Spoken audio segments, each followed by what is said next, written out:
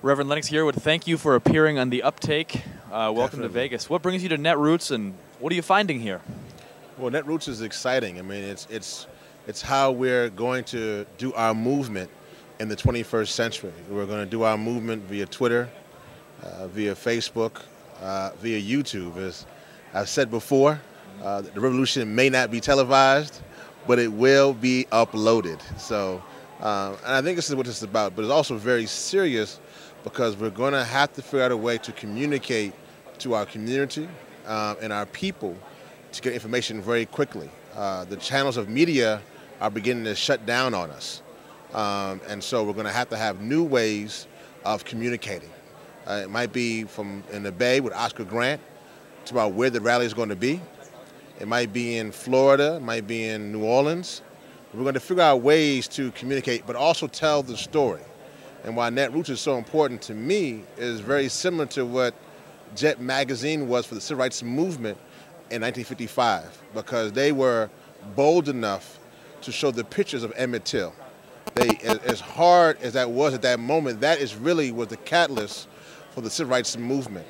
And right now, our media is not doing it. So we're going to have other kinds of media who can tell the story, who might show the time when, I was beaten by police. They might show Van Jones. They might tell new stories, what's going on with the sit-ins or sit-outs on college campuses. But that's what we got to do. That's where our movement has to go right now. That's a great analogy you just made. Is progressive media, are we showing the 21st century equivalent of pictures of Emmett Till? Are we up to the challenge, or are we lacking? Well, if there is no media, there is no movement. Yeah. And he who controls the media controls the people. As Malcolm X said, the media has the power to make the innocent guilty and the guilty innocent. And so for us, you're right, it's the progressive challenge. If the media is cowards, if the media is not willing to step forth, if the media is not willing to tell the story of what's going on in Iraq and Afghanistan, not willing to tell the story of what's going on in courtrooms, if the media is not willing to come together, so for me it's hip-hop, to come and invite new ways of showing the media. So it might not be the traditional CNN way, but combine new ways like Davey D or hip-hop or rock or the skater crew or whoever, but a new way of telling the story is so important as we move forward. We're 10 years into the 21st century. And if we don't tell our story now, it'll have catastrophic results 10 and 20 years from now. Yeah. I mean, hip-hop really is truly a force to push for progressive change. I mean, in what ways can and should hip-hop team up with progressive media?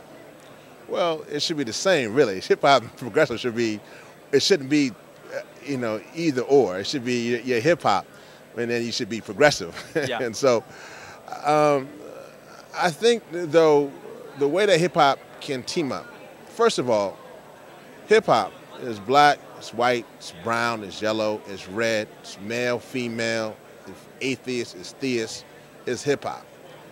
It's young and old. But also hip-hop is a culture, recognizing if you're white or black or brown and yellow, you're fighting for the oppressed. You're fighting for the depressed. You're fighting for the Ayanna Stanley Jones who was shot in Detroit. You're fighting for the Troy Davises on death row in Georgia. That's hip hop, and you're willing to be like my good friend Immortal Technique and go to Haiti and tell that story, or Wyclef and be supportive of those in Haiti, or David Banner and talk about hurricane relief type funds. That's hip hop. But also hip hop is the brothers who are at Berkeley who sat in their classrooms, or the students who are at Morehouse or wherever speaking out about injustice. That's hip hop.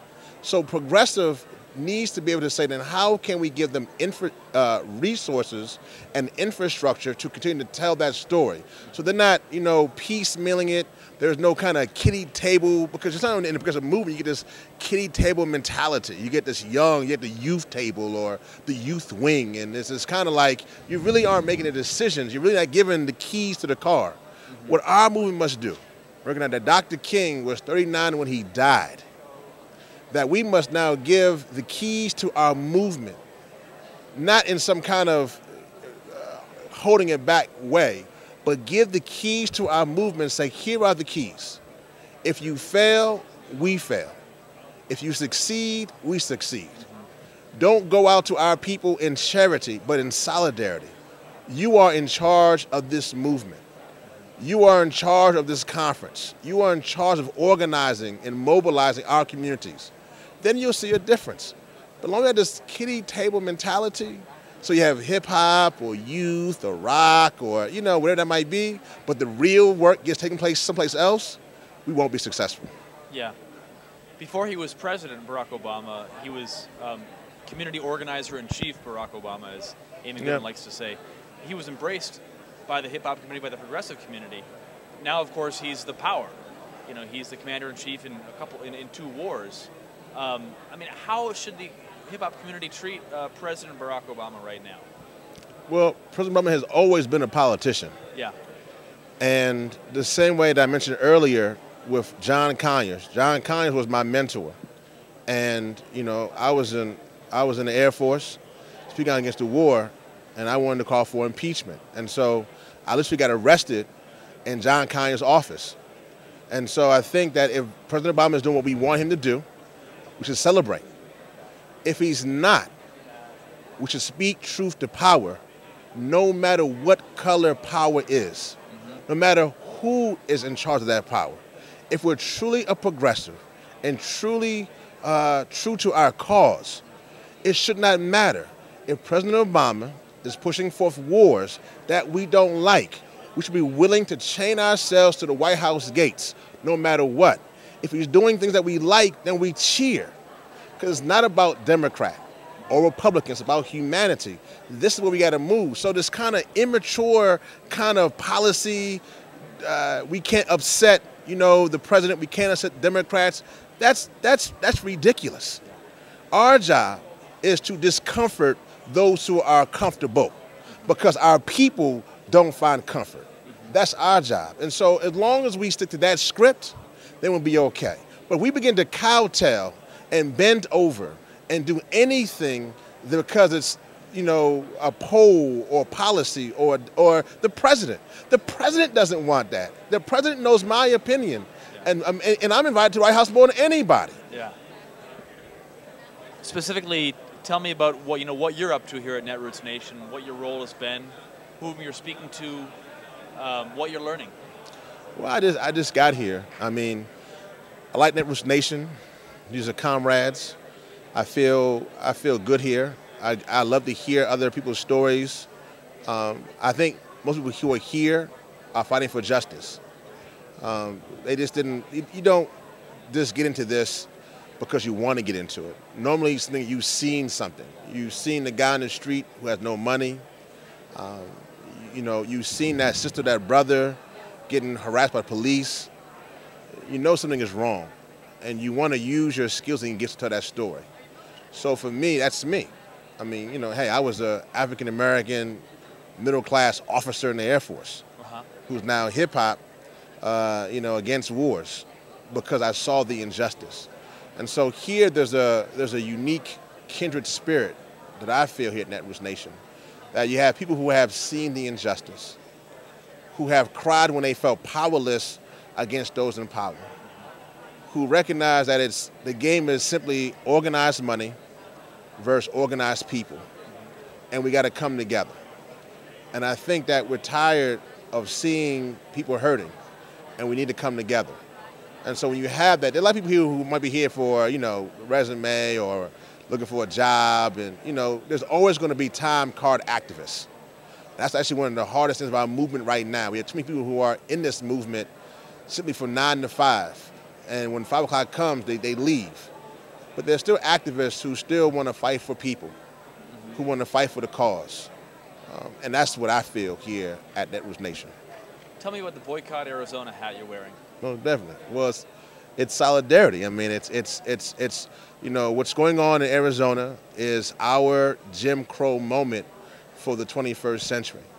But, you know, you had Jim Crow, you got Jane Crow. And I think that, you know, one of the things we can't have anybody being checked because of their hue or their color. And it wasn't right in the 20th century. It can't happen on our watch in the 21st century.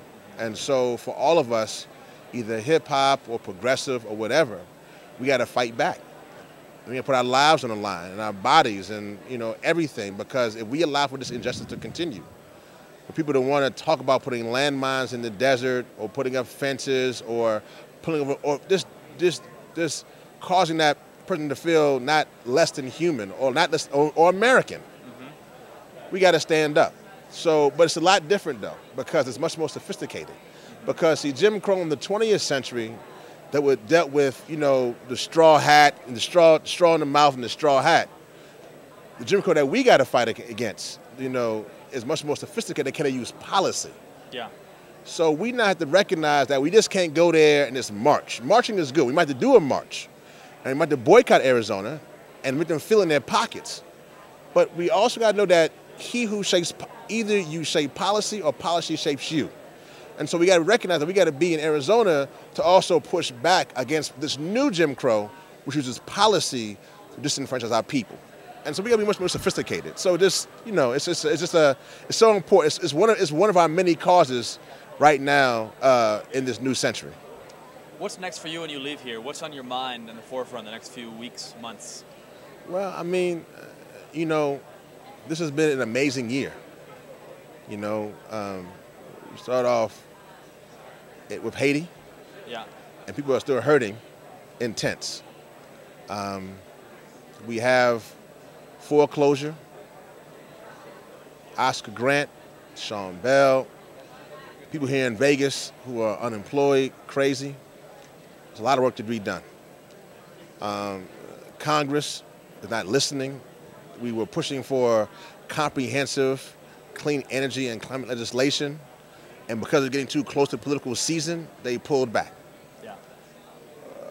We need to come together as brothers and sisters in this movement and be true to our cause in a way in which we got to mobilize people so that the politicians and all those who are in the suites can hear from those in the streets and make change.